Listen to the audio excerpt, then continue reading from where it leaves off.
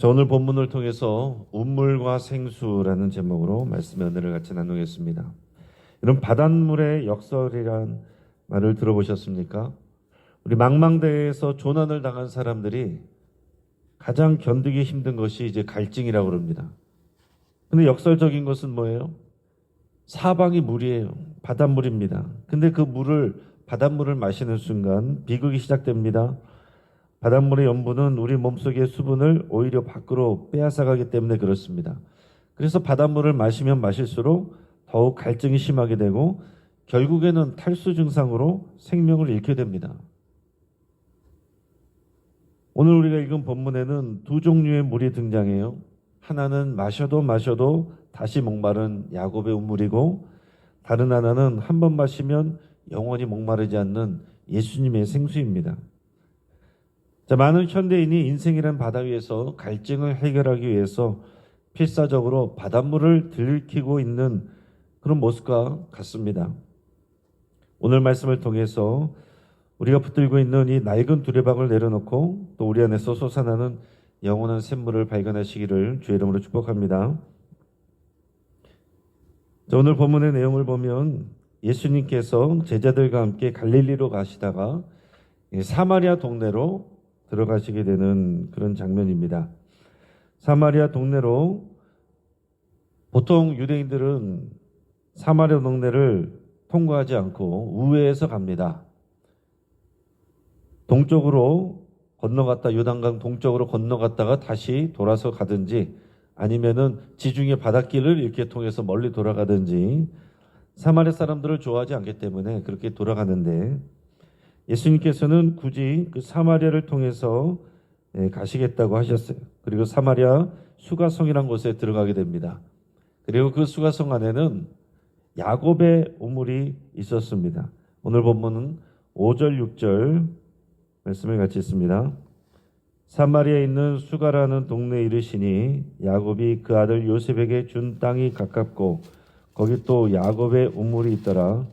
예수께서 길 가시다가 피곤하여 우물 곁에 그대로 앉으시니 때가 6시쯤 되었더라. 아멘. 자, 예수님께서 찾아간 그 야곱의 우물은 아주 유서가 깊은 곳입니다.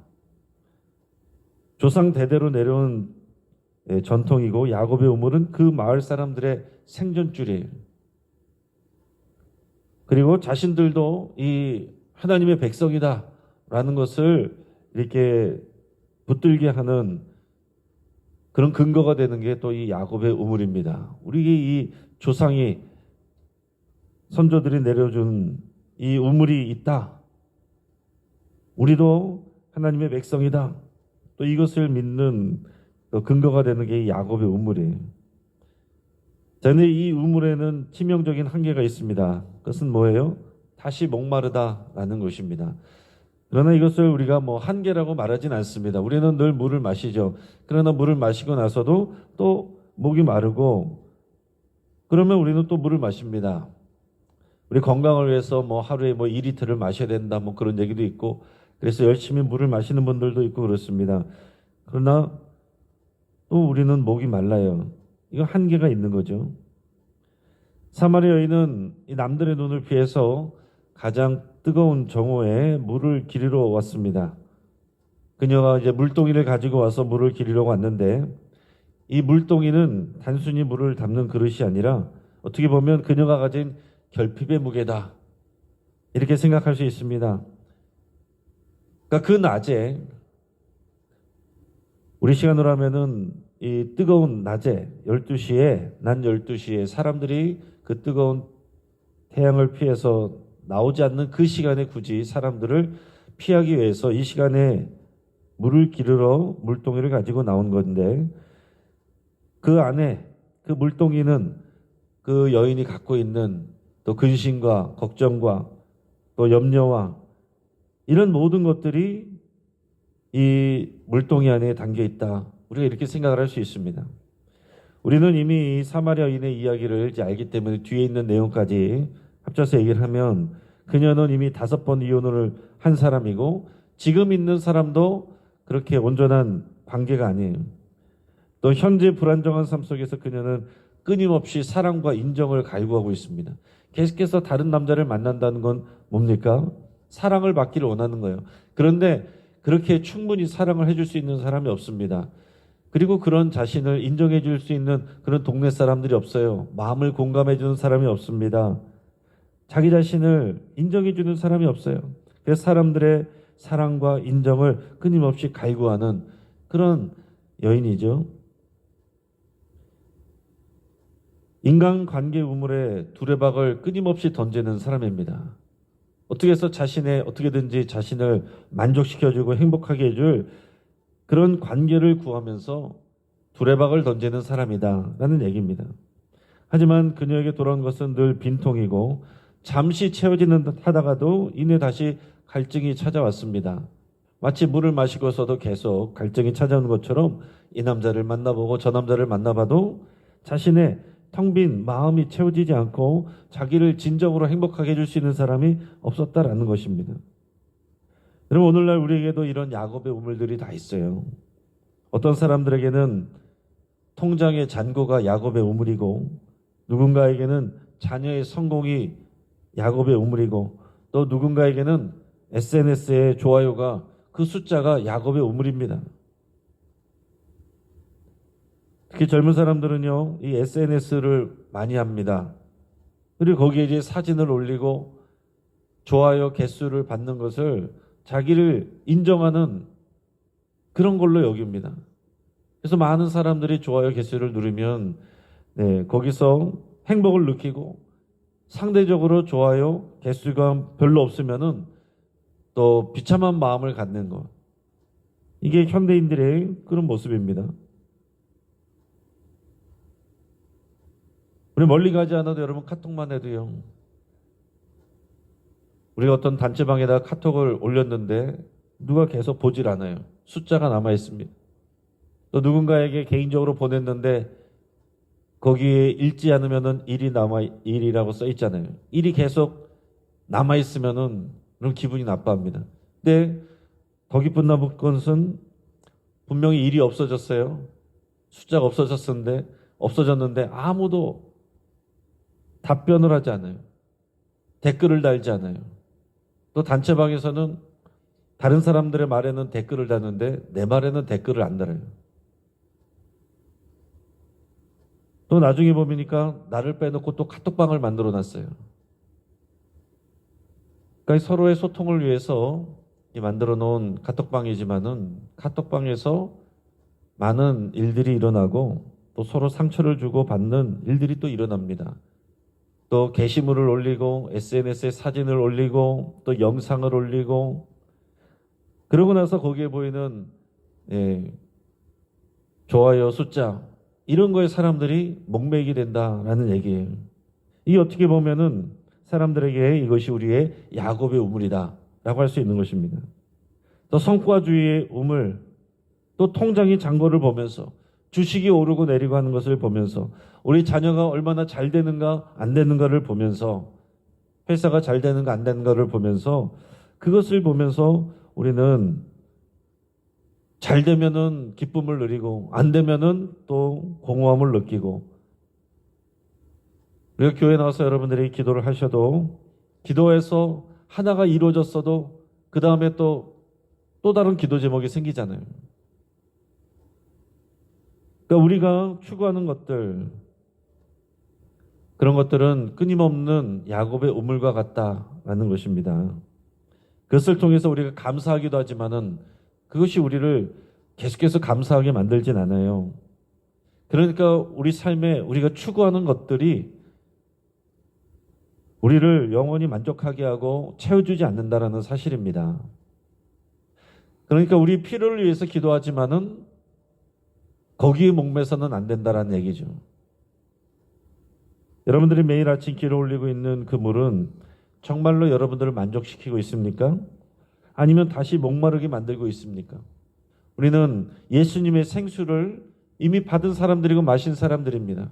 그런데 정말로 매일 우리가 예수님의 생수를 마시고 있는지 아니면 또 여전히 예수님을 모르는 사람들하고 똑같이 야곱의 우물에서 그 물을 기르려고, 남들보다 더 많이 기르려고 그러고 노력하고 있지는 않는지 돌아볼 수 있길 바랍니다. 이 갈증이 허덕이는 여인, 낮에 우물물을 기르러 온 여인, 사람들의 눈을 피해서 온 이 여인, 진정한 사랑을 갈구하는, 갈망하고 있는 이 여인에게 예수님께서 찾아오셨어요. 그리고 이 여인을 만나서 예수님께서 파격적인 제안을 하십니다. 우리 14절 말씀을 같이 읽습니다. 내가 주는 물을 마시는 자는 영원히 목마르지 아니하리니 내가 주는 물은 그 속에서 영생하도록 솟아나는 샘물이 되리라. 아멘. 내가 주는 물을 마시는 자는 영원히 목마르지 아니한다. 내가 주는 물은 그 속에서 영생하도록 솟아나는 샘물이 된다라고 그랬어요. 샘물을 말하셨어요. 앞에는 이 여인이 들어온 것, 그리고 예수님께서 한 잔 달라고 한 것은 우물물이었어요. 우물물과 샘물이 나옵니다. 비교되고 있어요. 우물은 뭡니까? 우물은요, 외부에서 사람들이 깊이 파고 내려가서 물이 나올 때까지 깊이 파서 또 물이 채워지면 물을 길러 올리는 그 노동의 결과가 우물입니다. 그렇게 해서 우리가 우물물을 마시는 거예요. 그러니까 우물은 어떤 것입니까? 인간의 노력을 상징한다라고 말할 수 있어요. 그런데 이 우물은 말씀드린 것처럼 마시고 마셔도 다시 목마릅니다. 자, 그런데 이 샘물은요, 안에서 스스로 터져 나오는 물입니다. 샘물은 땅에서 솟아나오는 물이에요. 자, 예수님이 주시는 생수는 인간의 노력으로 또 외부의 조건을 바꾸거나 필요를 채울 때 느껴지는 그런 일시적인 만족이 아닙니다. 예수님이 말씀하시는 영원한 생수, 그것은 우리 영혼 중심에 성령님께서 거하심으로 말미암아서 환경과 상관없이 흘러넘치는 차오르는 내면의 기쁨인 거예요. 나중에 뒤에서 보면 예수님께서 초막절에 사람들에게도 그런 말씀하시죠. 누구든지 내게로 오는 자는 그 배에서 생수의 강이 흘러나리라. 그것은 나중에 받게 될 성령이라 그랬습니다. 여러분, 이것은 마치 공기청정기와 숲속의 나무의 차이와도 같아요. 공기청정기는 필터기를 계속 갈아줘야 됩니다. 전기 공급이 있어야만 작동이 됩니다. 그러나 울창한 숲은 스스로 산소를 만들어내고 또 주변 환경까지 정화를 해요. 자, 예수님을 인격적으로 만난 사람의 내면에는 이런 영적인 광합성이 일어난다라는 사실이에요.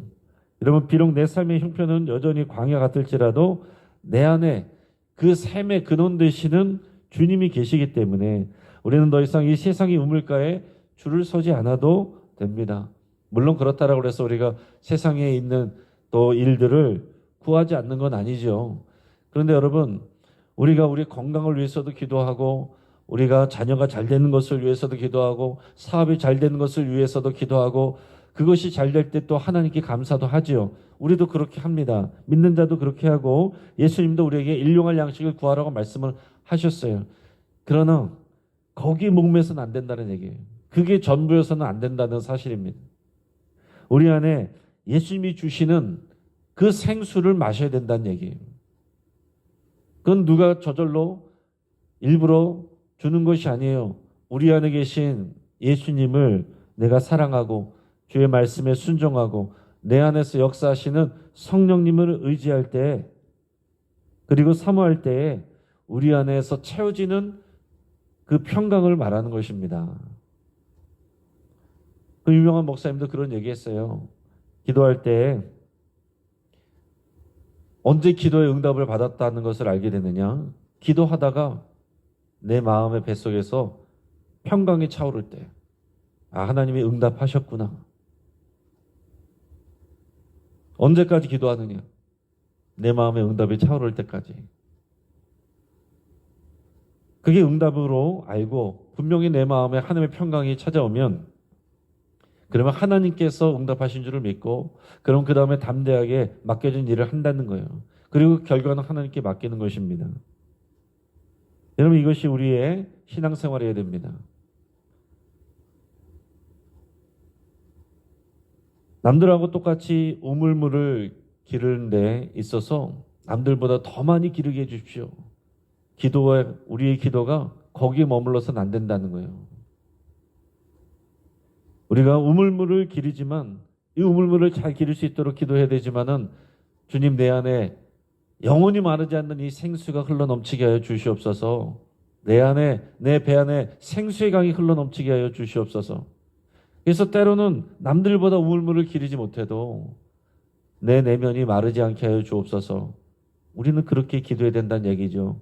사랑하는 여러분 신앙생활하면서 여러분의 내면에 이 생수가 흘러넘치고 있습니까? 우리 10절 말씀을 같이 읽습니다.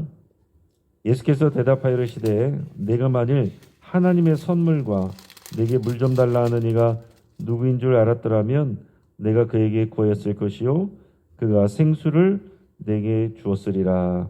아멘. 자, 예수님께서 생수를 주신다 이런 표현과 함께 이것을 하나님의 선물이다 이렇게 또 표현하고 있어요. 하나님의 선물이다. 여러분 하나님의 선물은 뭐겠습니까? 하나는 방금 말씀드린 것처럼 성령이에요. 우리가 예수님을 믿으면 성령을 선물로 주십니다. 성령님이 우리에게 오셔요. 우리 안에서 일하시고 도우십니다. 성령님이 우리의 선물이에요. 또 하나는 예수님 자신이 우리의 선물입니다. 예수님이 우리의 선물이에요. 그래서 여러분 우리는 그 고백을 해야 되는 것입니다. 예수님이면 충분합니다. 이 고백이 있어야 우리 삶에 여러 가지 문제가 있어도 흔들리지 않는 것입니다. 여러분 따라하겠습니다. 예수님이면 충분합니다. 예수님이면 충분합니다. 주여 내 배에서 생수의 강이 흘러넘치게 하옵소서. 여러분 이 고백이 있고 이것이 이루어져야 우리 삶의 평강이 오는 것입니다. 우리 삶의 만족이 있는 거예요. 이게 없으면 계속 우리는 안 믿는 사람들하고 다를 바가 없어요. 잘 되면 좋아하고 안 되면 힘들어하고. 그럼 믿는 사람들이 볼 때 도대체 교회는 왜 가는 거야? 어떻게 이해가 되겠습니까? 우리는 이렇게 잘 되고 많은 것을 소유해야 그제서야 좀 안심이 되고 여기서 우리가 기쁨이 오는데 저 사람들은 저런 것도 없는데 어떻게 저렇게 평안하지? 어떻게 저렇게 기뻐하지? 저렇게 왜 행복해 보이지? 이게 돼야죠. 여러분이 그것을 누리시기를 바랍니다. 그러니까 여러분이 만나는 세상 사람들에게 어떻게 전도를 하겠어요? 우리가 전도지 아무리 세련되게 만든다고 해서 전도가 되겠습니까? 여러분들이 전도지. 우리가 먼저 생수를 마셔야죠. 예수님이면 충분합니다. 이 고백이 나와야 되고 또 내 안에 채워지는 그 우물물, 우리 아닌 생수, 그 성령의 강물이 흘러넘치는 여러분 이것이 우리에게 있어야 됩니다. 매일 아침 여러분 이 새벽에 나오시는 여러분들 주의 이름으로 축복합니다. 부지런히 나와서 여러분 여기서 우물물을 많이 기르게 해달라고 기도하는데 그럴 수도 있지만은 그것도 기도해야 되지만 그 이전에 먼저 이 안에서 주님이 주시는 생수로 채워지기를 기도하시기를 바라요. 이 말씀을 통해서 예수님이 누구신지를 새롭게 깨달으시고 그리고 주님이 주시는 이 물을 마셔야 된다는 얘기입니다. 자, 이 여인은 뭐가 문제예요 지금? 그 선물인 예수님이 앞에 계신데 생수를 주실 분이 예수님이 앞에 계신데 누구인지를 몰라요. 그러면 이 시대의 모습이 이 사마리아 여인과 같습니다. 예수님이 찾아오셨어요. 근데 예수님이 누군지를 몰라요. 예수님이 메시아시고 그리스도시고 우리에게 영생을 주시는 분이라고 얘기를 해도 사람들이 안 믿어요. 그리고 여전히 우물물만 파올리고 있습니다. 교회를 나오는 분들 가운데서도 그렇습니다. 예수님을 귀로 들어서 알고 머리로는 알지만 예수님에 대해서는 알지만은 정말 내 안에 생수를 채워주시는 그 예수님을 만나지 못한 사람들도 많이 있다는 사실입니다. 교회에서 많은 시간을 보내고 가지만은 그 생수를 마시지 못하고 교회 건물만 왔다 갔다 하는 사람들도 많이 있다는 사실이에요. 여러분 한국교회 교인들 통계가 많이 부풀려져 있을 수 있고 또 그 통계 안에는 또 이단들도 있고요. 그리고 통계 안에는 실제로 신앙생활하지 않는 사람들도 있고, 신앙생활하는 사람들 중에는 실제로 이 생수를 맛보지 못하고 그냥 우물물만 기르러 교회 왔다 갔다 하는 사람들도 있다라는 거예요. 주님이 오실 때에 정말로 이 좁은 문 좁은 길을 가며 이 생수를 마시는 사람들이 얼마나 될 것인가. 오늘 이 말씀 앞에서 이 예수님을 만난 우리가 되기를 바라고, 예수님이 누군지를 더 깊이 알아가는 저 여러분 되기를 바라고, 그래서 예수님이 주시는 이 생수를 언젠가 마시겠다가 아니라 오늘 이 시간 마시는, 바로 이 시간 마시는 저 여러분 되기를 바랍니다. 19세기 말에 아프리카 사하라 사막을 여행하던 한 탐험대가 있었는데 길을 잃어버렸습니다. 심한 갈증으로 죽어갔어요. 근데 그들이 마지막 힘을 다해서 모래 언덕을 넘어갔을 때에 멀리서 오아시스를 발견했습니다.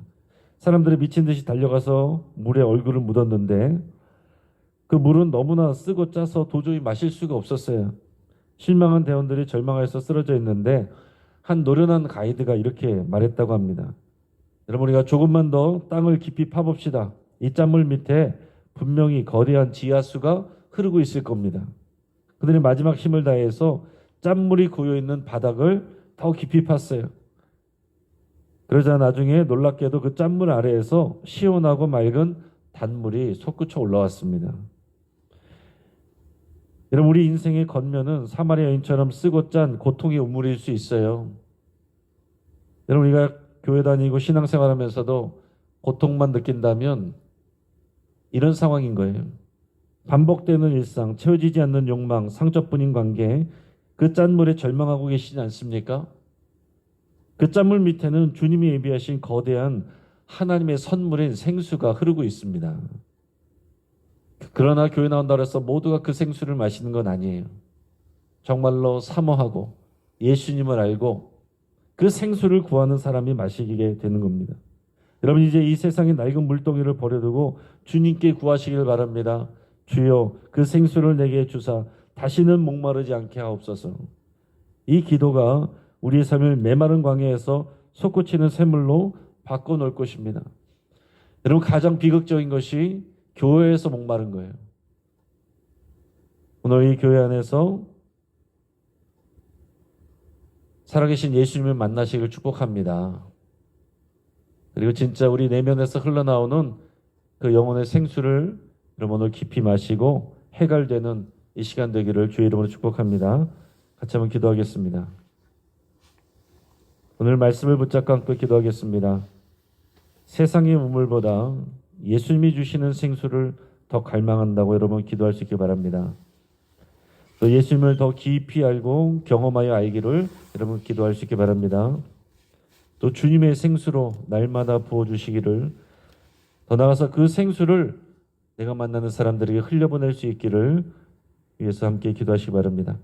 환우들을 위해서 함께 기도해 주시기 바랍니다.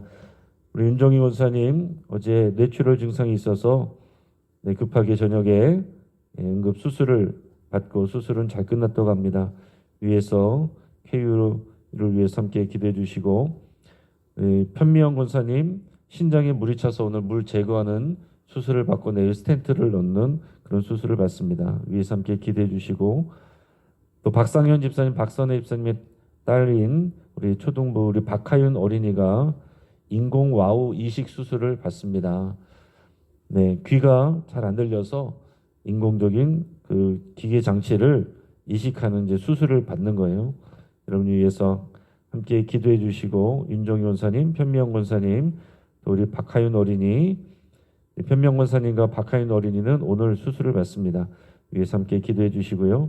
우리 영식교회 모든 중직자들을 위해서 함께 기도해 주셔서 우리 날마다 영원한 생수를 마시고 그 생수를 이 교회의 모든 성도들에게 흘려보내는 그런 귀한 일꾼들 될 수 있도록 축복하며 함께 기도하겠습니다. 이 시간 주여 한번 부르짖고 합심해서 함께 기도하겠습니다. 주여.